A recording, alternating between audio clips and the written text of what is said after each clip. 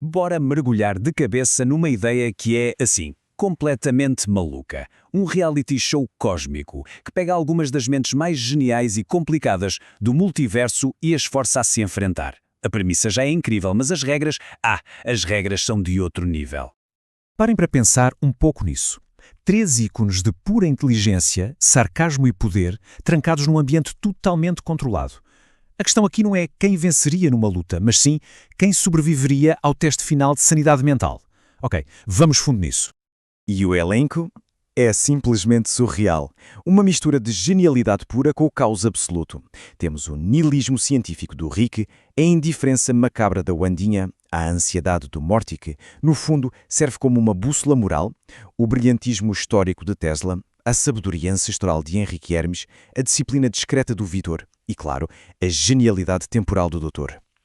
Cada um deles é um gigante no seu próprio universo. Agora, todos juntos, é a receita perfeita para o imprevisível. Para a gente entender como essa loucura toda funciona, a nossa análise de hoje vai seguir este roteiro. Vamos explorar o que é a Tardes 42, as regras do jogo, os desafios que os participantes enfrentam e, no final, o que realmente significa vencer nesse cenário. Então a primeira coisa que a gente precisa sacar é o cenário. Não é uma ilha tropical nem uma casa cheia de câmeras. É a Tardes 42, um lugar que existe fora do tempo e do espaço, onde, como o próprio anfitrião anuncia, o prêmio não é dinheiro nem fama, mas sim algo muito mais delicado, a própria sanidade. Então o resumo da ópera é o seguinte: a Tardes 42 é um teste de fogo. 7 participantes, cada um isolado na sua cabine, sem contacto com ninguém, enfrentando desafios criados para quebrar a mente, não o corpo. E quem está por trás de tudo isso? Ninguém menos que Loki, o deus da trapaça, que aqui age mais como um mestre de cerimônias, meio filósofo, meio irónico. Beleza, agora vamos para as regras do jogo, porque é aqui que a genialidade da coisa toda aparece.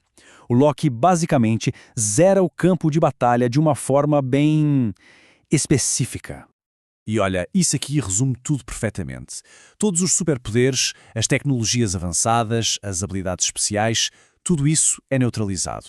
O Doutor não pode usar a chave de fendas sónica, a Wandinha não pode usar os seus poderes e, como o Loki faz questão de deixar claro, o Rick não pode simplesmente inventar uma geringonça para sair de lá. A única ferramenta que eles têm é a própria mente. E o Loki manda a real, sem rodeios. A vitória aqui não tem a ver com ser o mais inteligente ou o mais forte, tem a ver com ser o mais resistente mentalmente. É um jogo de desgaste psicológico onde a verdadeira batalha é interna. Quem perde o controlo, perde o jogo. Simples assim. Ok, regras entendidas. Agora vamos ver os desafios. E eles não testam conhecimento nem força física, mas sim as bases do autocontrolo de cada um. A competição tem 3 fases principais e cada uma vai ficando mais intensa. Começa com o silêncio, depois vai para o puro caos sensorial e termina num confronto consigo mesmo. À primeira vista, a primeira prova parece moleza. 24 horas de silêncio absoluto. Só que, para mentes que não param um segundo, como a do Rick ou a do Doutor, o silêncio não traz paz. Ele é um vazio que os obriga a encarar os próprios pensamentos sem nenhuma distração. É ensurdecedor. Para passar, é preciso usar ferramentas como meditação ou escrita. E para falhar, é fácil.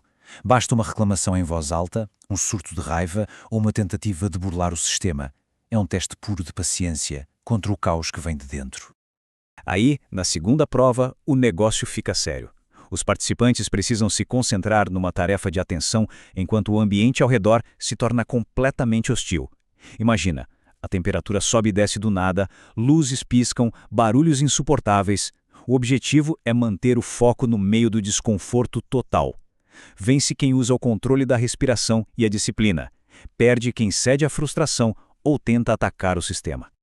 E depois de testar os limites por fora, a gente chega no momento da verdade.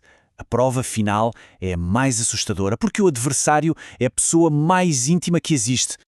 Então, depois de testar a paciência até ao limite e o foco sob pressão, o que é que pode vir a seguir? Qual seria o desafio definitivo para estas mentes tão extraordinárias?